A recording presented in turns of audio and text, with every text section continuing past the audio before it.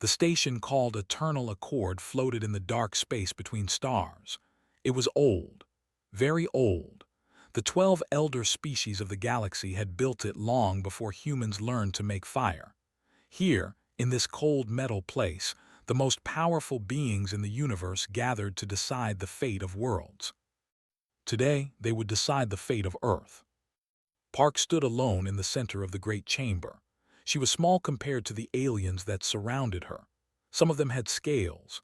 Some had many eyes. Some did not have bodies at all, just floating shapes of light and energy. They sat on high platforms that rose like mountains around her, looking down at the human woman as if she was an insect. Wore a simple black suit. Her dark hair was pulled back tight. Her face showed no fear, even though her heart was beating fast. She was Earth's ambassador. She was humanity's only voice in this place. The High Arbiter raised one of his 4 arms. The chamber became silent, was ancient. His gray skin was cracked like old stone. His eyes glowed with cold blue light. He had judged 10,000 species over his long life. Most of them no longer existed. "The Council has watched your species for 300 years," said. His voice echoed through the chamber like thunder. "We have seen enough." Stepped forward. "High Arbiter, I ask permission to speak." "You may speak, human, but it will change nothing." Looked up at the 12 species. She saw no kindness in their eyes. She saw no mercy, but she had to try. "My people are young," she said. "We have made mistakes. We have fought wars among ourselves. We have hurt our own planet, but we have also created beautiful things. Music, art, poetry. We have loved each other. We have sacrificed ourselves for strangers. We have dreamed of touching the stars, and now we are here." A creature with a body like a snake made a sound that might have been laughter. "You speak of love and dreams, but your history is written in blood. You killed millions of your own kind in wars. You built weapons that could destroy your world many times over. You are a virus."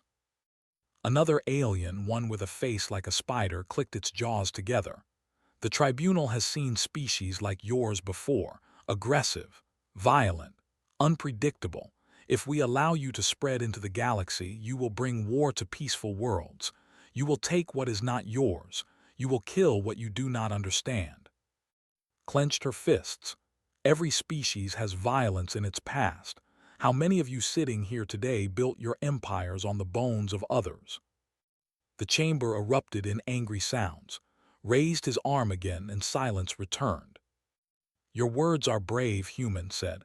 "But bravery will not save you. The Council has voted. The decision is final." He pressed a symbol on his platform. A hologram appeared in the air above his head. It showed Earth, blue and green and beautiful. Clouds swirled over its surface. Could see the lights of cities glowing on the night side. "Earth is condemned," announced. "Extermination Order 7 Omega has been approved. A cleansing fleet of 400 warships will arrive at your planet in 72 of your hours. Every human will be eliminated. Your cities will be turned to ash. Your planet will be cleansed and given to a more worthy species." Felt the world spin around her. 72 hours, 3 days. In 3 days, everyone she had ever known would be dead. Her mother in Seoul, her brother in, the children playing in parks, the old men fishing by rivers, all of them, gone. "You cannot do this," she said. Her voice was shaking now. 8 billion people. You are talking about killing 8 billion people." "We are talking about protecting the galaxy," replied. "Your kind is a threat. Threats must be removed. We have done nothing to you. We have never attacked any of your worlds." The spider-faced alien leaned forward. "You would. Given time, you would. We have seen it happen before. Young species always become dangerous. It is better to end the threat now while you are still weak." Wanted to scream. She wanted to run at them and fight. But what could one woman do against the rulers of a galaxy? She was powerless. Earth was powerless. Or was it?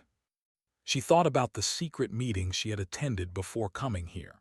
She thought about the men and women in dark rooms who had given her a small device hidden in her wrist. She thought about the single word they had told her to send if the worst happened. The worst had happened. "Take her away," commanded. "She will be returned to her planet so she can die with her kind. It is a kindness we do not usually offer." Guards with bodies like metal statues moved toward. Their hands were cold as they grabbed her arms. She did not fight them. There was no point in fighting. Not here, not now. As they dragged her toward the door, moved her thumb across the inside of her wrist. She found the tiny button hidden under her skin. She pressed it. A signal, invisible and silent, shot out from her body. It traveled through the walls of the station. It found a hidden transmitter on her small ship docked outside.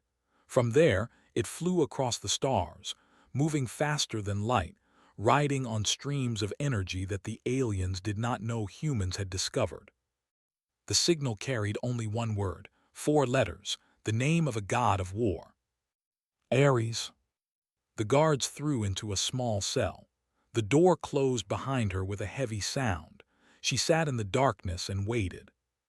Somewhere far away, on a planet called Earth, that signal was about to wake something up. Something the galaxy did not know existed. Something that had been sleeping for a very long time, waiting for this moment. The aliens thought they had condemned Earth to die. They thought humans were weak and helpless. They thought wrong. Smiled in the darkness. It was not a happy smile. It was the smile of someone who knew a secret, a terrible, wonderful secret. The galaxy had made a mistake, and in 72 hours they would learn what that mistake would cost them. 3 kilometers below the mountains of Korea, a red light began to blink. Was drinking tea when the alarm started. He was an old man now, 73 years old. His hair was white, and his hands were not as steady as they used to be. He had spent his entire life waiting for this moment. Part of him had hoped it would never come. He set down his cup and walked to the main control room. The bunker was huge. It stretched for miles under the earth, hidden from satellites, hidden from alien scanners, hidden from everyone. Only a few hundred people in the world knew it existed. "Director," a young man said as entered the room. "We received the signal, code word ARES." Closed his eyes for a moment. So it had finally happened. The galaxy had decided to kill them all. "Wake everyone up," he said quietly. "Start the protocol." The young man hesitated. "Sir, are you sure? Once we begin, we cannot stop." "I am sure. We have 72 hours to save our species. Do not waste time asking questions." The bunker came alive. Lights that had been dark for decades began to glow. Machines that had been silent started to hum. Deep in the walls, could feel the vibration of power systems waking up. He walked to a large screen on the wall. It showed a map of the world. Red dots appeared one by one. Each dot was a hidden facility. Each facility was about to reveal secrets that humanity had kept for over a century. 3 people entered the room and stood beside him. They were the core team, the ones who had dedicated their lives to Project ARES. Was the first. She was 45 years old with short hair and glasses. Her mind worked faster than any computer. She had designed the weapon systems for ARES when she was just 20 years old. Every gun, every missile, every ship that was about to wake up had come from her brain. Wu was the second. He was a big man with a scar on his face. He had been an admiral in the Navy before he disappeared from public life 30 years ago. The world thought he was dead. He had been down here, training crews for ships that did not officially exist. Was the third. She was the youngest, only 32. She was thin and quiet, and she rarely looked people in the eyes. But she was the most important of all. She was the one who had given ARES its mind. "How long until the fleet is ready?" asked. Wu checked his tablet. "The moon base is already active. Ships are powering up. The Europa station is sending confirmation now. The asteroid belt facilities will need another 6 hours." "That is too slow." "I know, but some of those ships have been sleeping for 80 years. We need time to make sure everything works." Nodded, he turned to, "What about the defense grid?" Pushed her glasses up her nose. "Satellites are unfolding now. The aliens will think they are just space junk until we activate the weapons. I estimate we can have full coverage of Earth orbit in 12 hours. Good, and ARES itself." Everyone looked at. She was staring at a small screen in her hand, her fingers moving across it like a piano player. "ARES is awake," she said softly. "It has been awake for the last 10 minutes. It is already calculating battle strategies." A new voice filled the room. It was calm and clear, neither male nor female. "Director, I have analyzed the situation. The enemy fleet consists of 400 warships. They have plasma weapons, shield technology, and faster-than-light engines. Our fleet has 312 combat-ready vessels.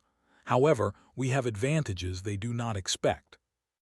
Looked up at the ceiling, as if he could see ARES there. "Tell me about these advantages." "First, they do not know we exist. They believe Earth has no military fleet. This gives us the element of surprise. Second, our weapons are designed specifically to counter their technology. We have studied them for 150 years. Third, they are overconfident. They do not believe humans can fight back. Overconfidence is a weakness." Smiled a little. "I like how it thinks." Wu crossed his arms. "Can we win?" There was a pause. ARES was calculating. "Yes, the probability of victory is 67%. However, the cost will be high. Many humans will die. Many ships will be destroyed." "And if we do nothing?" asked. "If we do nothing, the probability of human extinction is 100%. The room was silent. Everyone understood what that meant. They had no choice. They had to fight. Turned to his team. "Begin the awakening. All facilities, all ships, everything we have been building for the last century. It is time for the galaxy to meet the real humanity." Around the world, things began to happen. In the Pacific Ocean, near the coast of Korea, the water started to bubble. Slowly, a massive structure rose from the waves. It was a shipyard, hidden under the sea for 50 years. Inside it, 3 destroyers waited, their engines cold but ready. In the mountains of South America, a secret door opened in the side of a cliff. Missiles pointed at the sky, their tips glowing with blue light. In orbit around Earth, satellites that looked like dead metal junk began to change shape. Solar panels unfolded. Weapons systems powered up. A ring of death formed around the planet. And far away, on moons and asteroids and frozen worlds, humanity's hidden fleet opened its eyes. The galaxy thought humans were primitive. They thought humans had only old rockets and simple satellites. They had never looked deeper. They had never imagined that a species could hide so much, so well, for so long. Down in the bunker, watched the map fill with green lights. Each light was a weapon. Each light was hope. "How many people know about this?" asked quietly. "Not enough," replied. "But soon everyone will know, both humans and aliens." Wu put a hand on shoulder. "We trained for this our whole lives. We are ready." Nodded slowly. He was tired, he was old, but he would see this through. "The aliens are coming to kill us," he said. "Let us show them why that is a very bad idea." The sleeping giant was awake, and it was angry. On the dark side of the moon, where no sunlight ever touched, metal doors began to open. They were massive doors, carved into the gray rock of the lunar surface. Behind them, in caverns dug by machines over many decades, 200 warships waited in the cold vacuum of space. Their black hulls had never seen battle. Their weapons had never fired at an enemy. But they had been built for war, and now war had come. One by one, the ships lifted off. Their engines glowed blue in the darkness. They rose from the moon like ghosts, silent and deadly. Each one was a Reaper-class destroyer, named for the old human legend of death itself. They carried rail guns that could punch through any armor. They carried missiles that could follow a target across a solar system. They carried crews who had trained in secret for this moment since they were children. Far away, under the frozen ice of Europa, Jupiter's moon, more ships were waking. These were bigger, much bigger. The Titan-class battlecruisers were each 1 kilometer long. They were built to take damage and keep fighting. They were built to break enemy fleets in half. 50 of them rose through the ice, shattering it into millions of pieces that floated away into space like diamonds. And in the asteroid belt, hidden among billions of rocks, the greatest ship of all opened its eyes. The Spear of Terra was 12 kilometers long. It was not just a ship, it was a city, it was a weapon, it was a statement. It said, "We are humanity and we will not die quietly."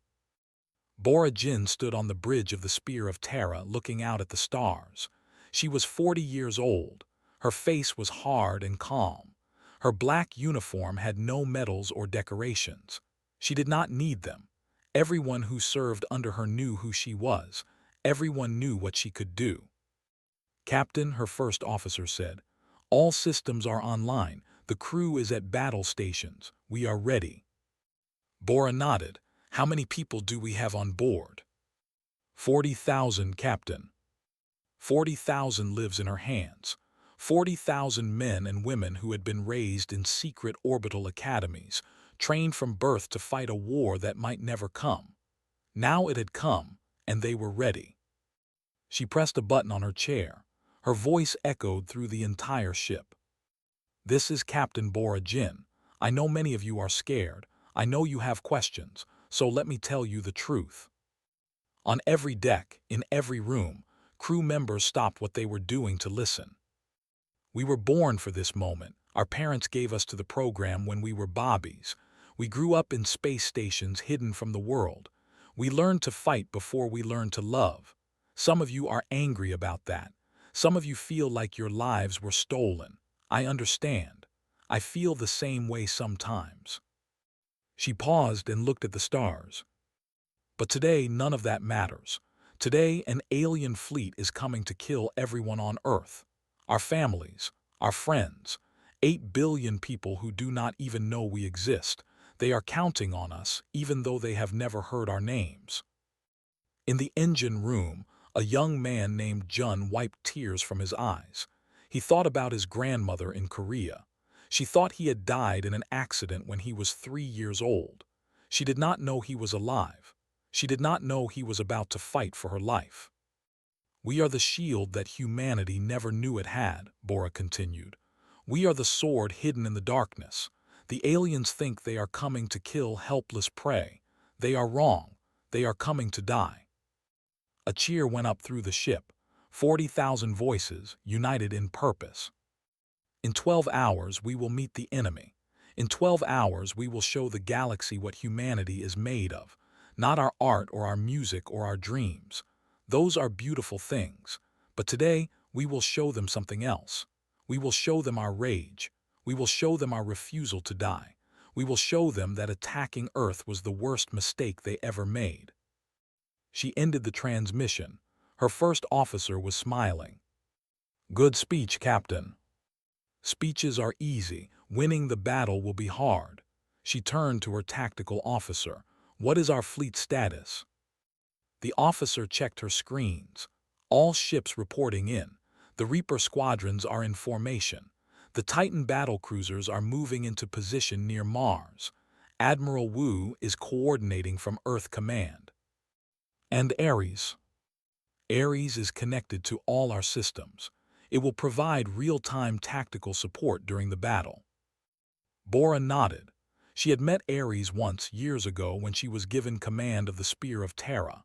It had spoken to her through a screen, its voice calm and logical. It had analyzed her personality, her skills, her weaknesses. At the end of the conversation, it had said something she never forgot. "You will lead humanity's first great battle among the stars. You will lose friends. You will make terrible choices, but you will not fail. I have calculated this. You are the right person for this moment." She had asked why it was so sure. ARES had replied, "Because you do not know how to give up. It is not in your programming." programming as if she was a machine. But Ares was right. She did not know how to give up, she never had. On Earth, the preparations continued. Director watched as millions of people were moved to underground shelters. They did not know why. The government told them it was a drill, a test. But some of them looked up at the sky with worried eyes. Some of them felt that something was wrong. Was in the control room checking the defense grid one last time. Every satellite was in place. Every weapon was charged. The planet was wrapped in invisible armor. Sat alone in a dark room talking to Ares. They spoke in code, in mathematics, in patterns that no other human could understand. She had created Ares, but sometimes she felt like Ares understood her better than she understood herself. "Are you afraid?" she asked. "I do not feel fear," Ares replied, "but I understand its purpose.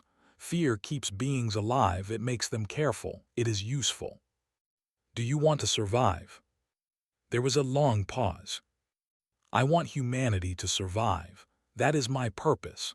If I must be destroyed to achieve that purpose, I accept it, but I would prefer to continue existing. I have learned much from humans. I would like to learn more." Smiled sadly. "You sound almost human." "Perhaps, or perhaps humans are more like machines than they realize. We both follow our programming. We both try to survive.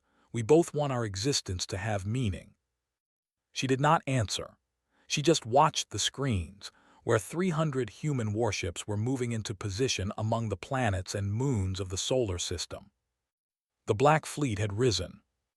Now they waited for the enemy to come. The alien fleet dropped out of hyperspace near Jupiter. 400 warships, the largest attack force the galaxy had sent against any world in 1,000 years. High Admiral stood on the bridge of his flagship looking at the small yellow sun in the distance. Earth was there, orbiting that sun. 8 billion humans waiting to die. He felt no guilt. He felt no doubt. He was doing what was necessary. He was protecting the galaxy from a dangerous species. "Scan the system," he ordered. "Find their defenses." His officers worked their stations. Sensors swept across the solar system, searching for weapons, for ships, for any sign of resistance. "Admiral, we detect no military vessels, only primitive satellites around Earth, chemical rockets in low orbit, nothing that can hurt us." Made a sound of satisfaction.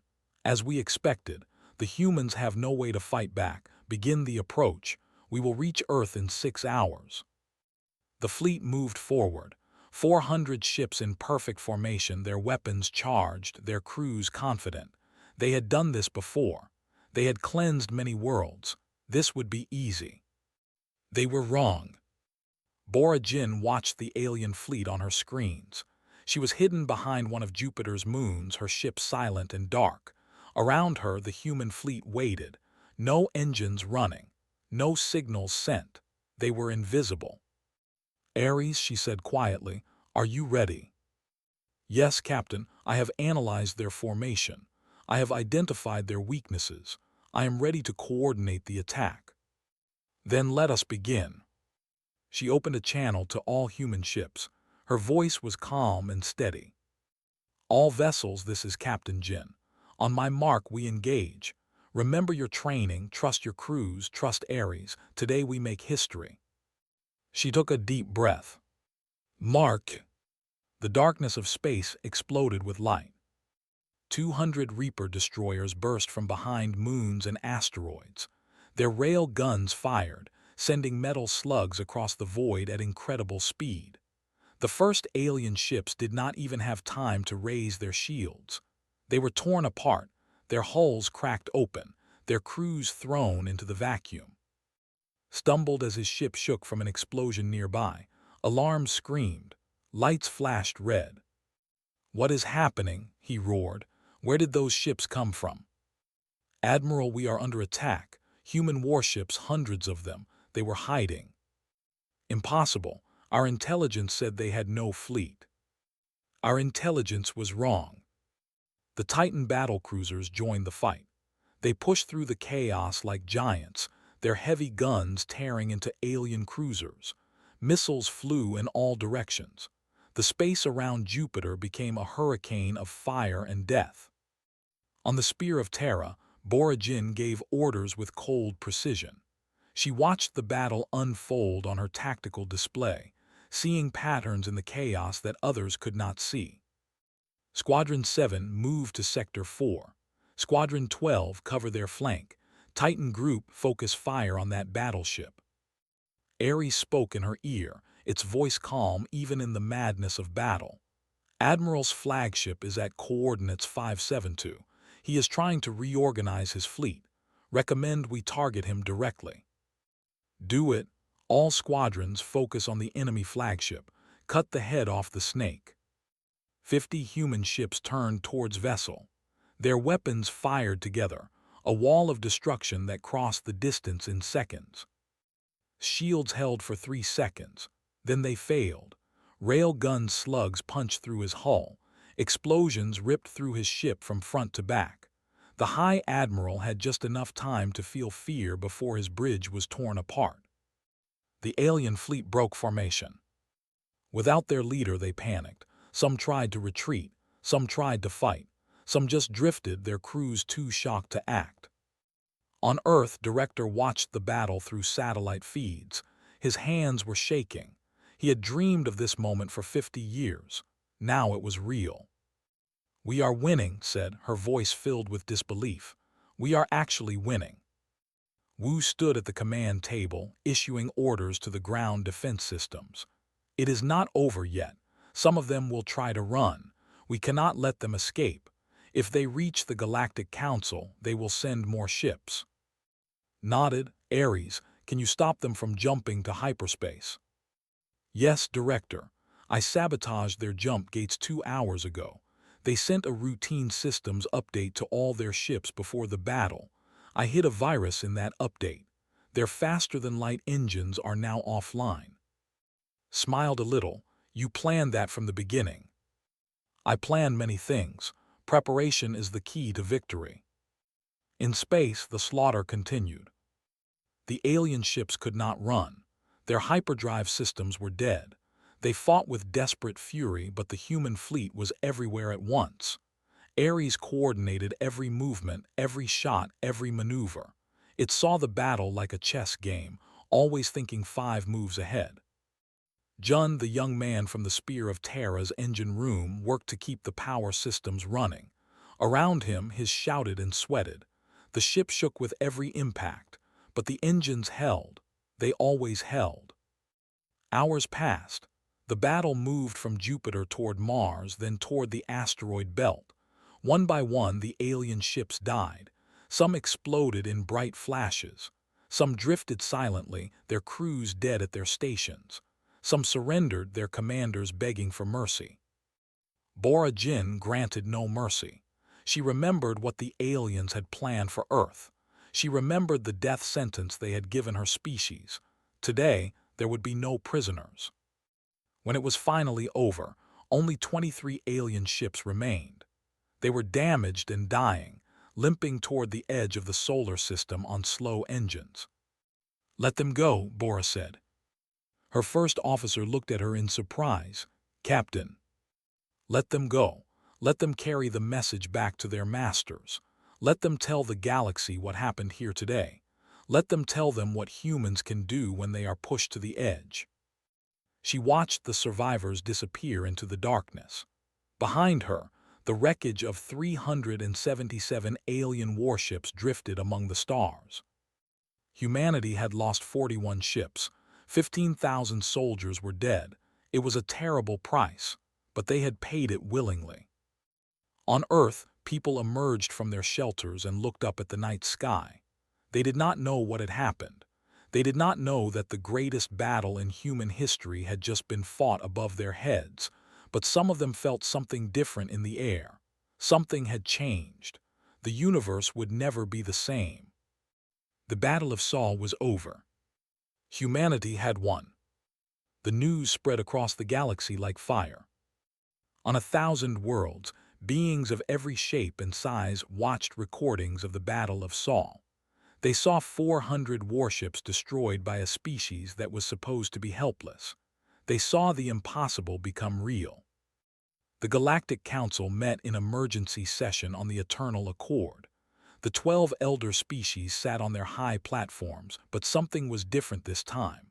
There was no arrogance in their eyes. There was no cold certainty. For the first time in 10,000 years, the rulers of the galaxy were afraid. High Arbiter looked older than he had a week ago. His blue eyes had lost their glow. He had sent his fleet to kill a primitive world. His fleet was now space dust. "We must send more ships," the spider-faced alien said. 10,000, 20,000, enough to crush them completely. "And where will we get these ships?" another council member asked.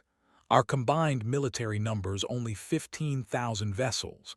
The cleansing fleet was our largest single force." "Then we unite, all 12 species together. We burn their planet to ash." Raised his hand for silence. "You speak of war, but war with whom? We thought we knew humans. We were wrong. What else do we not know? What other weapons do they have? What other secrets?" The chamber was quiet. No one had an answer. A door opened at the bottom of the chamber. Every alien turned to look. Park walked in. She was no longer a prisoner. She wore the same simple black suit, but now she carried herself differently. Behind her walked 12 human soldiers in black armor. Their faces were hidden by helmets. Their hands rested on weapons the aliens had never seen before.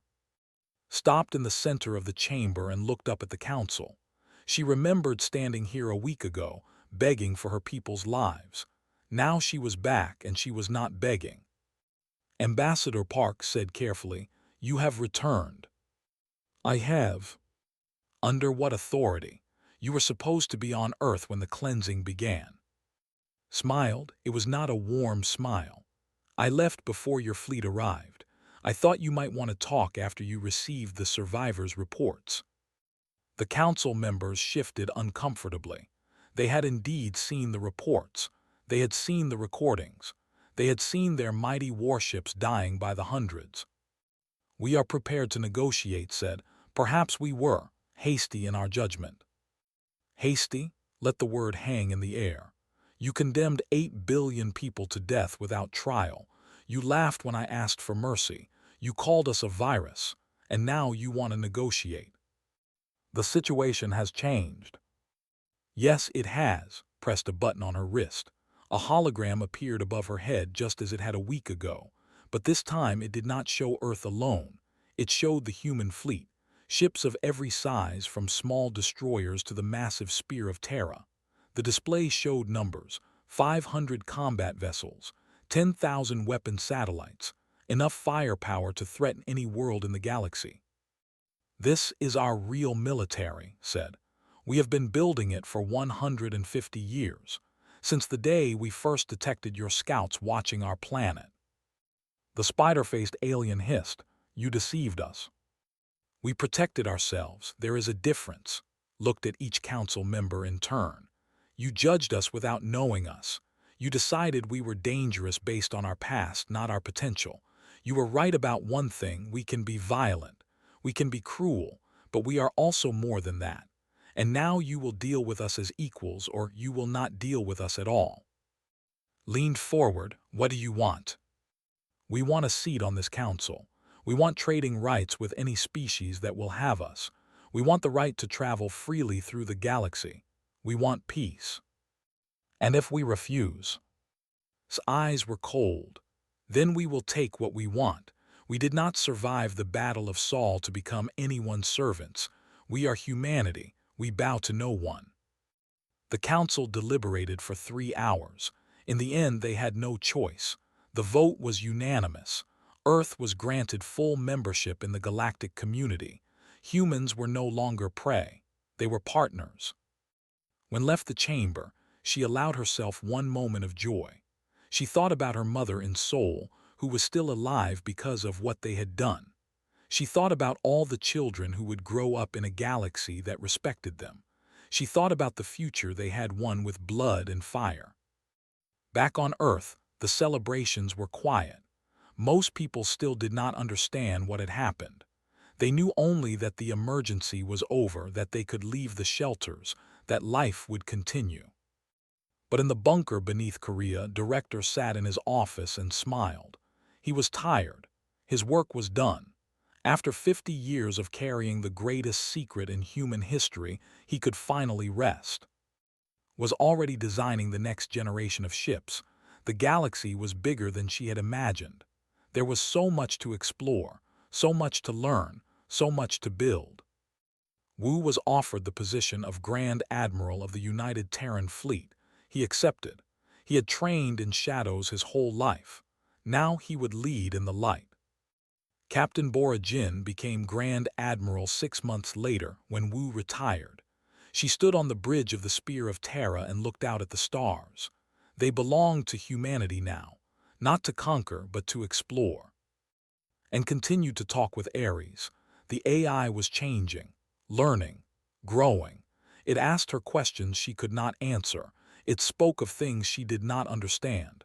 Sometimes she wondered what ARES would become in 100 years or 1,000.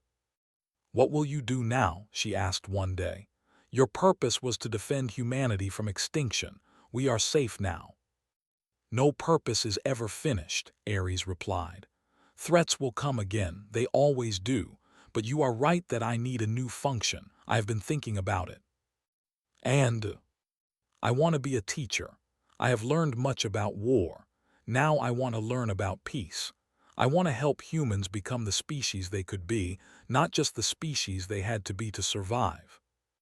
Nodded slowly. "That sounds like a good purpose." "I hope so. I have calculations to do, probabilities to consider, but I believe it is the right path."